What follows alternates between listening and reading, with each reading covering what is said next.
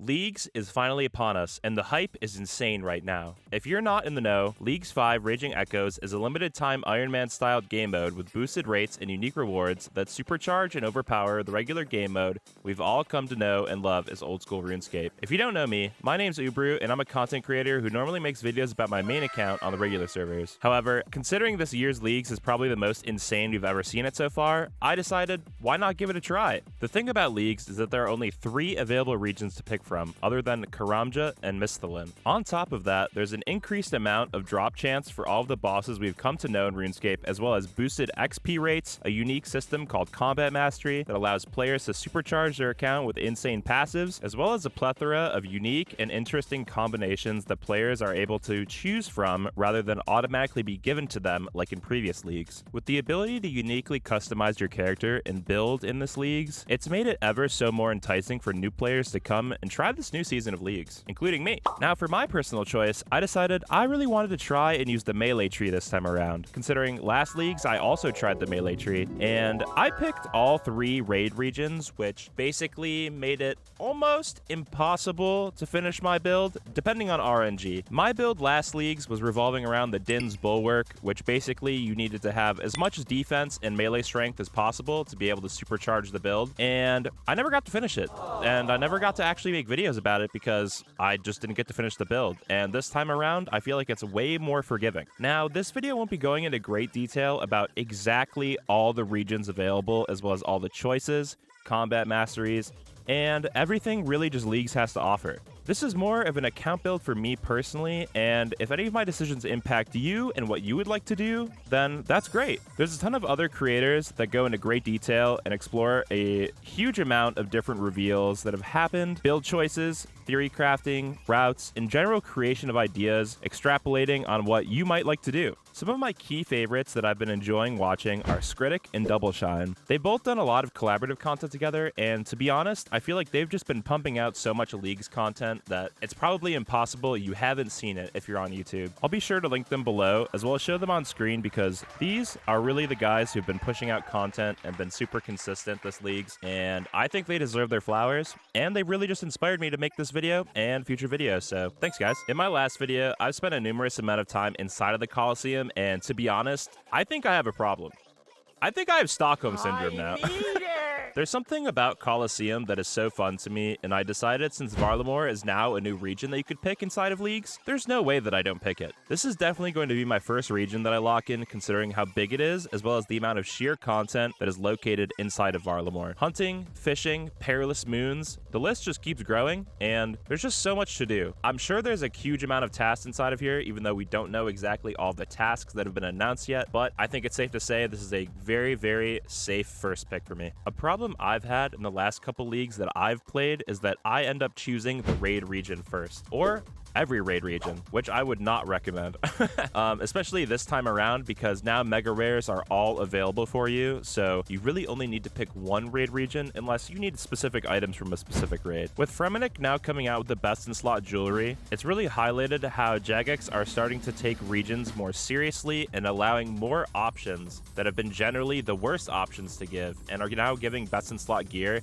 order for people to actually consider taking these regions. With having Varlamore locked in as my first region, I think the region that pairs best with it would have to be Morytania. Considering, yes, the Scythe already comes from there, but now that I get the Twisted Bow, the Tumekin Shadow as well, I think it's really a no-brainer, considering I think it's the best chance to get purples anyways. SoloMission announced that it's the highest drop rate possible to get mega rares. I also think it's the best region to farm raids in, just from my personal opinion. Additionally, you don't have to keep grinding each raid over and over again, considering there are now mega rare vouchers that allow you to pick and choose what you'd like to receive, rather than having to go and get 15 twisted bows and not getting a scythe. Considering this, I'm going to be locking in Morytania as my second region. This is also important because I don't really know what to do for my third region yet, and considering it's so late game, I think that's actually the benefit. I believe for your supporting region that you should be picking your support region last. If you don't know exactly which region you want to go into, see what other people are doing, see what other builds people are making, and see if you actually would like like to do theirs or do your own thing. My debate is between Tyrwin and Fremenic when it comes to my melee account build. A great majority of people are highlighting the Corrupted Gauntlet's Echo Boss's unique item, the Crystal Blessing, which allows you to get 15% damage and 30% accuracy increase from the Crystal Armor set effect for melee bonuses. Looking at the damage per second calculations, this would be the obvious choice. However, in leagues, sometimes the obvious choice isn't really the right choice. And by the right choice, I mean the fun one. Fremenic doesn't really have that much more to offer, considering it has the Grumbler, Vorkath, and DKs in terms of content. However, these all give great support to my melee build and best-in-slot jewelry for each style, not just melee benefiting. Tyrwin has great options for both melee and range, considering you can get the Blowpipe. You can get other options as well, like the Imbued Trident and the Serp Helm if you don't want to get venomed in the game. I'm definitely leaning Fremenic, but either way, I think leaving your supporting region last is the better one. And I just want to make sure that I don't give myself FOMO and that I have fun. I think when I come to it, I'll figure out that choice. And if you'd like to see it, I'll be making more videos on this, and I will also be live on Twitch, twitch.tv/ubaru if you want to check it out. At the end of the day, I really just want to nuke Sol Heredit over and over again. It looks so fun. And the fact that the Sol Heredit Echo variant is the hardest one at Grandmaster level makes me just want to do it over and over again. The fact that you can just skip the whole wave process and just fight the boss when you do your first Colosseum sounds so fun, considering the devs have confirmed that you can just farm the boss over and over for the same amount of loot, and that just sounds like great money per hour. And it's impacted a lot of my relic choices that I've chosen for later in the video. Ever since it's been announced that you could take Sol Heredit's spear and use its unique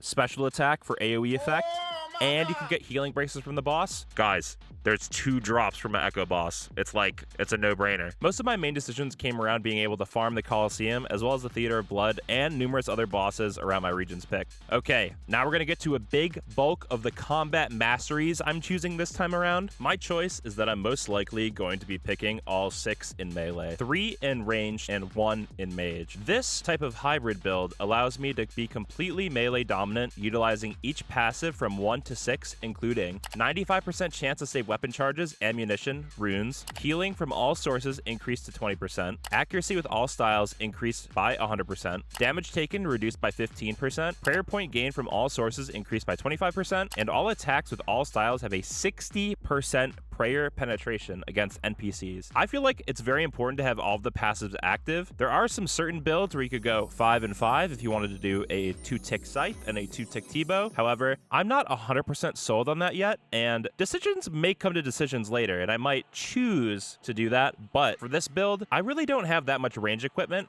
and I think it's important that I highlight getting all of the passives available. As for the actual benefits of my melee build, for tier 1, my hits will have a 25% chance to roll all damage twice. For tier 2, my hits will have a 10% chance to generate an echo hit. This is similar to something like a vengeance hit on me, but I'm doing it to the boss, and it's just recoiling damage of my max hit. This is a unique and interesting way to basically supplement damage with a melee build comparatively to that of like a range or mage build where you're just shooting stuff and beaming down stuff very fast. This just gives you an additional way to do more damage. For tier 3, basically, this rounds down every weapon 1 tick. This is just great for any possible weapon I want to use for melee until I get to my tier 5 relic, which speeds it up quite faster. We have tier 4, which allows for 5% chance to heal 40% of any damage dealt. That's pretty good. I mean, it's not really as good as a Blood Fury, but the fact that it heals 40% of what I'm hitting is kind of massive when it does proc. Tier 5 allows for any weapon to have their attack style halved and rounded up if it's below 4 tick. This means that any weapon that is basically 5 ticks, like a scythe, a dragon longsword,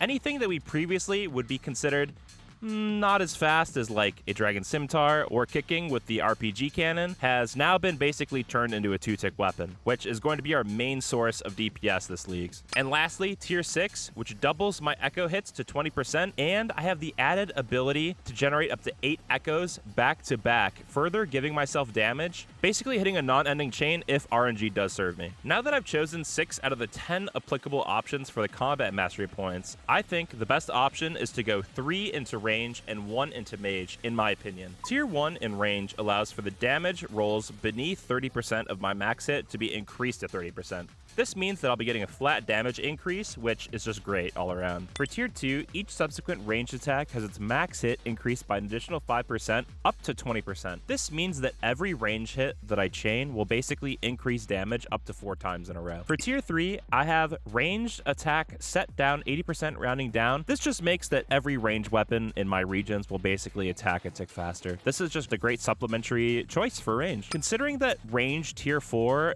gives heals every 5th range hit, it's not really worth it comparatively to that of like the first mage tier relic, which is when you roll above 90% of your max hit with magic, your damage is increased by 50%. That's actually a huge choice for me, considering I don't really have that many mage options in my area, so if I hit a max hit, it's just automatically going to be doing 50% more damage. So you can't really hate on that. That's perfect. Okay, with combat masteries out of the way, let's get to the meat and potatoes. My choice for the tier 1 through tier 8 relics and raging echoes. For tier 1, we have Power Miner, Lumberjack, and Animal Wrangler. Power Miner gives you a non-degradable pickaxe similar to crystal equipment, basically allows anything you mined, smelted, anything that's been given from a rock will instantly be processed and sent to your bank.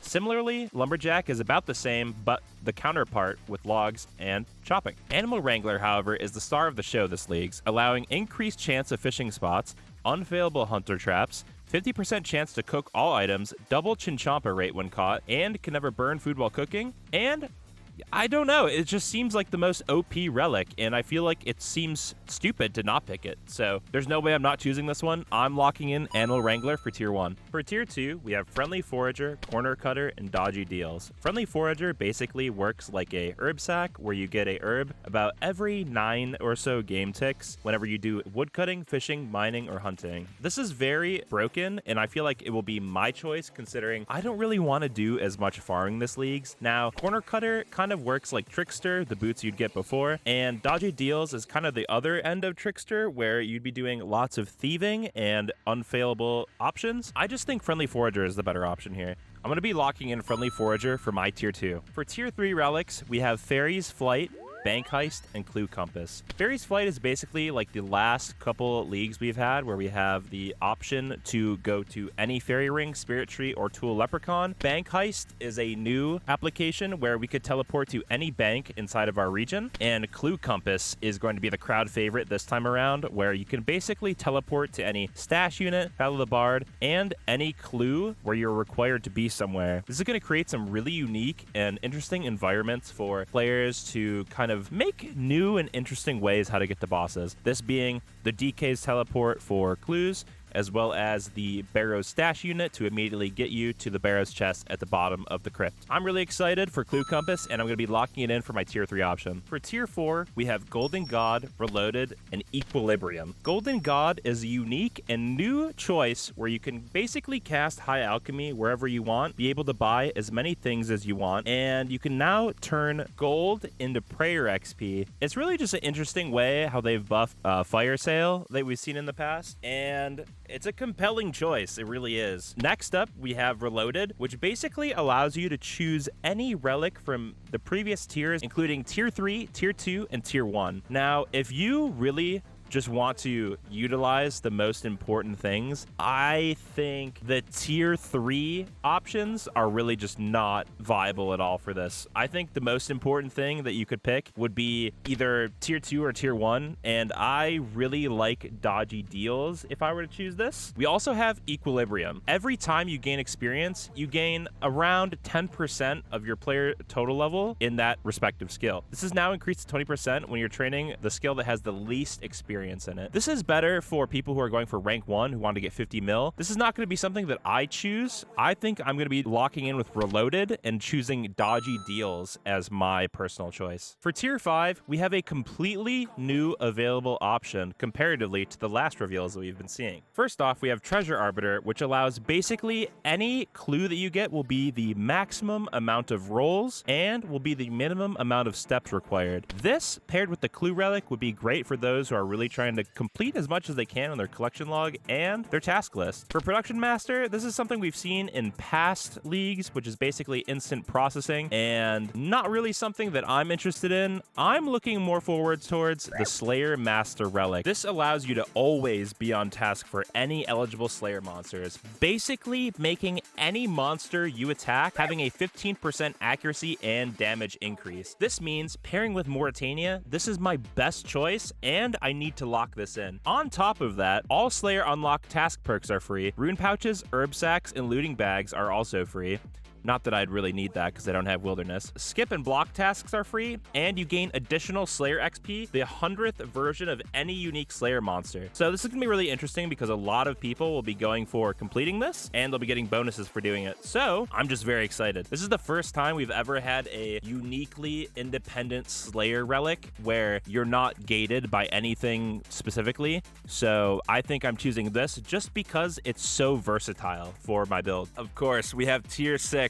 The coveted Total Recall versus Banker's Note. Now, there's some really compelling choices for each side. Total Recall allows you to basically call on the crystal anytime you want. There's no cooldown anymore. And you get to store your coordinates as well as your hit points, prayer, and special attack energy. This means that basically, as soon as you hit it, it's almost like a pseudo sip of your ornate pool inside of your house, if you've ever played the late endgame. And we have Banker's Note, which is basically the same thing that we've seen from previous leagues. However, this is going to be in later game, and this is going to be a difficult choice for a lot of people because for my regions, I'm mainly going to be instanced, where Total Recall won't be as important for me, and Banker's Note will be able to help me with special instance bosses, skilling, basically anything that works for your purpose, you should choose. For my personal choice, I'm going to be going with Banker's Note. Now we have tier 7. We have Pocket Kingdom, which is basically like a managing miscellanea little mini game, phone game. You'll basically be able to get 48 times the amount of resources that you'd normally get daily from Kingdom. This is going to be great for people who pick regions that basically have no farming patches or a little amount of them, and you're going to be getting so many resources, including herbs or logs, things you need for construction that are very important for your POH. It's going to be very essential for you. Then we have Grimoire, which is basically the PVM relic of tier 7. This is very compelling for me because with my choices, I don't have Rigor, I don't have Augury, I don't have Piety. I don't have the 3 main combat choices as well as spellbooks if I want to use Thralls or Vengeance. I think Grimoire is the strongest one. However, we still have Overgrown to talk about. Overgrown grants you the Leprechaun's Vault, which allows seeds from the Seed Vault to be used anywhere in the world. You gain the following benefits to farming, including crops will never die. When planting a seed, it has a 75% chance to not be consumed. When a seed fully grows, if your seed vault has another seed of the same type, it will auto-harvest the patch for you in your bank and then replant it, and you will automatically have Ultra Compost added, even if you don't have it unlocked. This is great for people who are going to be AFKing the game or not going to be able to play as much and trying to get the 50 mil farming XP. This is not for me. I think I'm going to be picking Grimoire because it really is just the nonsensical PVM relic. Pocket Kingdom looks so fun, and I might make another build for this, but for my main account build, I'm picking Grimoire for tier 7 lock-in. Tier 8 relics. We have Last Stand, Guardian, and Specialist. Now, we've seen Guardian before. It's not nearly as strong as it used to be in the last league, but it's definitely a contender if you want some supplementary DPS. Specialist looks very intriguing if you have regions like Asgarnia or anything that gives you a great amount of special attacks. Me personally, I'm going to be going with Last Stand this league. The ability to have an instant get out of jail free card and do insane DPS for 9.6 seconds is not only awesome, but just sounds like amazingly fun. I'm really excited to try and use Last Stand for some unique hits or opportunities to basically two-shot bosses if possible. I also have a unique plan perhaps to use it for a full range build for a video if I can do it on an alt account. We'll see if we get there, but I'm just really intrigued, man. I think this is going to be super fun, and I'm super stoked to be making videos for this. You made it this far. Thank you so much for watching my video. I hastily made this the day before leagues in excitement for the launch. I'll be uploading my daily progress of leagues in future videos, so if you'd like to keep up to date with me and my progress, be sure to subscribe to the channel, and also follow me on Twitch, where I'll be streaming my Sunlight Spear, Melee, AoE, Scythe, DPS, Varlamore, Morytania. I don't know if I'm picking Tyrwin or Fremenic yet build. But anyways, thanks again, guys, for watching. I appreciate it, and I can't wait to see you guys in the next video.